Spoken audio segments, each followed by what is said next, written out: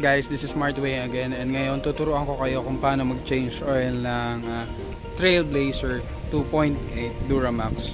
So pakita ko sa inyo yung mga kailangan natin. Kailangan natin ng oil. Ito nga pala yung gamit ko na oil na AC Delco na 5W30, 1 liter siya.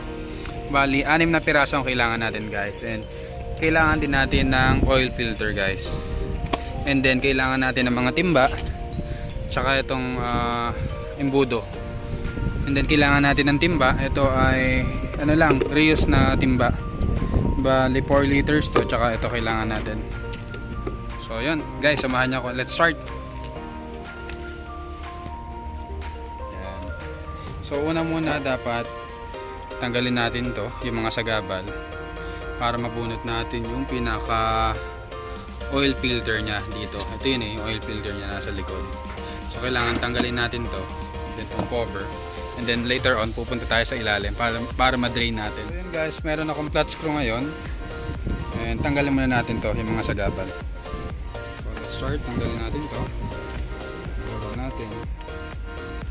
Hindi ko na siya tatanggalin yung buo dito para mas madali. Ito lang naman na nakasagabal eh. So luwagan lang natin to, madali lang to guys.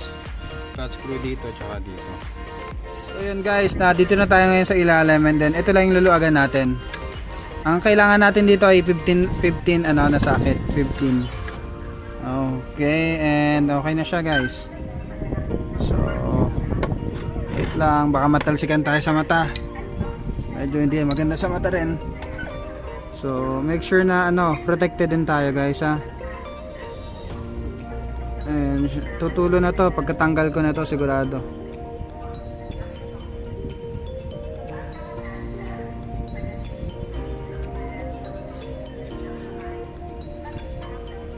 Dahan-dahan, taas natin to para sure na pagtulo na.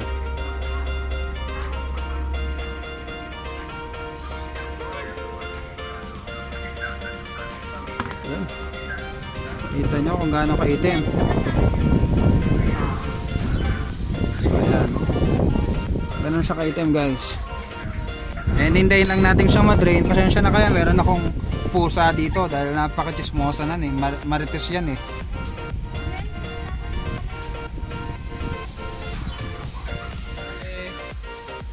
Natanggal na natin yung nut sa ilalim, so kailangan na natin buksan tong filter nya.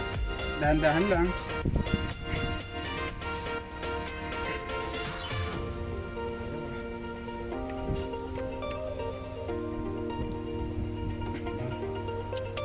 Okay. So pakita ko sa inyo mamaya guys kung gaano kadumi ito.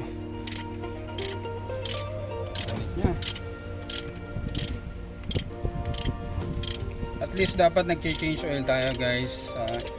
Fully synthetic. Ito as per kasa to, every 6 months or 10,000. So kung alin yung mauna doon, 10,000 kilometers or every 6 months. O ano man yung mauna, dapat kailangan natin mag-change oil.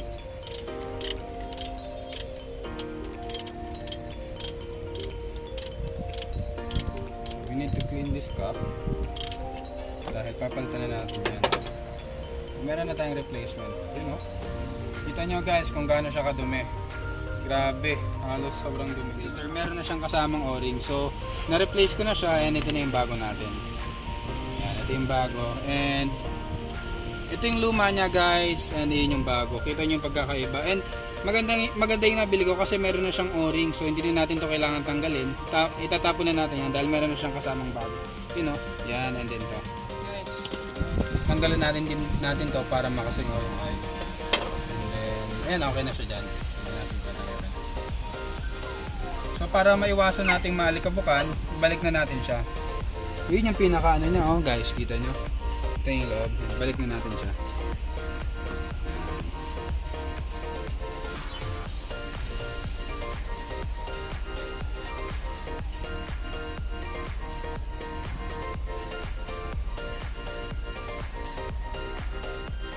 Yan yung pinaka-lock niya guys, make sure na linisin din natin to dahil madumi rin siya eh.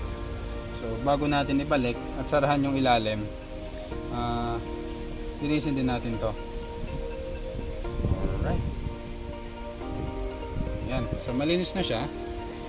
as you can see. So kailangan na natin. Tapos na tayo din sa pagsasara.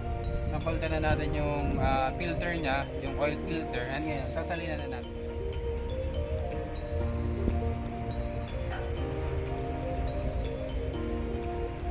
Kita nyo naman guys, napaka-clear ng kulay na to. Siguradong magiging masaya ulit yung makina natin, yung sasakyan natin. So ito yung first. This is done. This is second.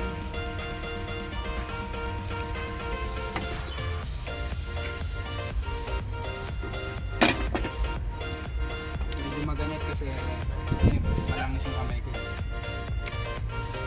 Second. And ganun lang ulit. Repeat the process.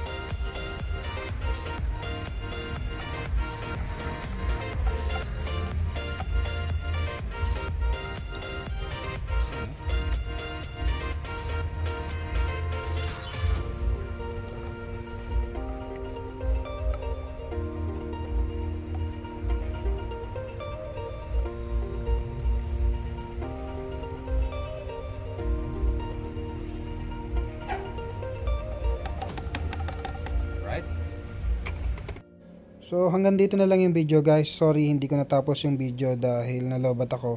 And again, thank you very much for watching. Huwag niyo kakalimutan mag-subscribe, like, and hit the notification bell guys sa more updates, sa more upload natin. Thank you.